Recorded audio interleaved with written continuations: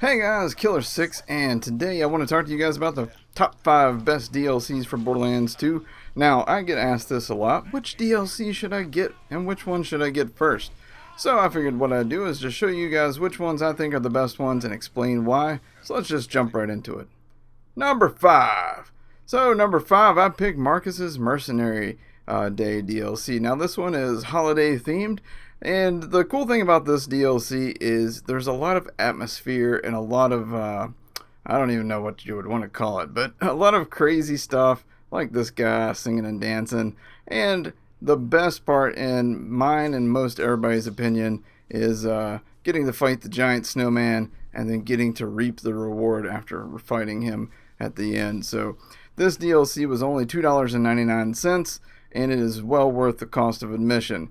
Number 4, I chose the Son of Cromrax. Now, just like the Marcus DLC, this one is only $2.99, and this one too also has a lot of atmosphere. And this is just flat out a beautiful DLC. There's a lot of just a lot of open area that you can go out and explore.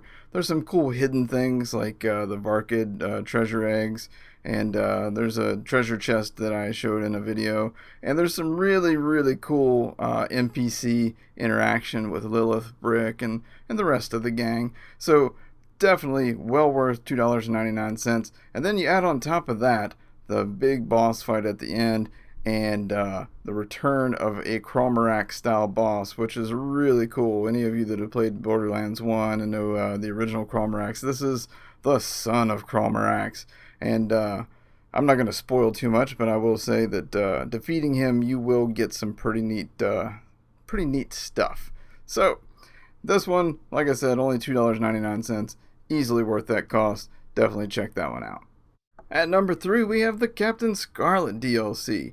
Now this one is another one that obviously is one of my favorites, and I really had a lot of fun playing this with my friends when we were still, just level 50 and just kind of breaking into the game. You get to meet some pretty interesting characters. You get some pretty cool boss fights. You get your first look at a Seraph vendor, which back then we were like, whoa, what is this stuff? Turns out that stuff sucks, but it doesn't really matter. Now, the best features, obviously, for this DLC are that you can acquire the Sandhawk and the Pimpernel, which are two of the absolute best guns in the game, with or without the B shield. And another really cool feature of this DLC is the treasure room, and obviously I've got some videos on how to farm that if you want to check those out. And then on top of that, you get a boss fight with Hyperius, and then you also have a not so much fun boss fight with Master G, or Master Gee, however you want to say it. I've never really understood the difference. So this DLC is $9.99. It did come with the season pass if you were one of the original people that purchased the game on launch, but you can also get it with the Game of the Year edition. Number 2, Mr. Torg's Campaign of Carnage. Now, I gotta say, there's a few different reasons why I love this DLC, but obviously one of the most important reasons is explosions. But in all seriousness, the dialogue and the story of this DLC is just a lot of fun, a lot of humor. Mr. Torg is a great character, and then it also introduced a kind of a new concept in the game, which are the Torg vending machines, which are really cool. You can just walk up, and if you've earned Torg tokens, which you do have to work to get at, you can actually just get a legendary right out of the machine. Now, on top of that, you also get to do this. Oh yeah, rescue Moxie. And this is got to be the best cut scene in the goddamn game. Those things are bouncy as hell. And yes, we did miss you, sugar. And that brings us to the number 1, my top favorite, the best DLC in this game, and it came with the season pass. Like I said, if you're lucky enough to be one of the early adopters of this game. Now this DLC is just freaking beautiful. Now it introduced the dice roll chests, which I gotta say aren't my favorite thing in the world, but they are a pretty neat little addition.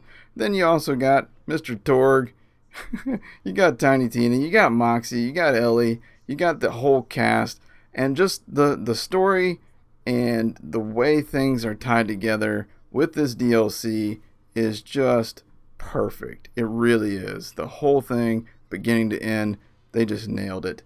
And Also, you know, in this DLC, there's a lot of really cool hidden things. You can also acquire the Chain Lightning and Magic Missile, which are the two of the best grenade mods in the game. You can get the Antagonist Shield, the Blockade. There's a lot of really cool stuff that came with this DLC, and this one is $9.99. But this one, to me, is the one that I would tell people, go get this one first. It's the best. You know, and then followed by the Torg DLC, the Captain Scarlet DLC, Kromrax DLC, and the Marcus Mercenary DLC.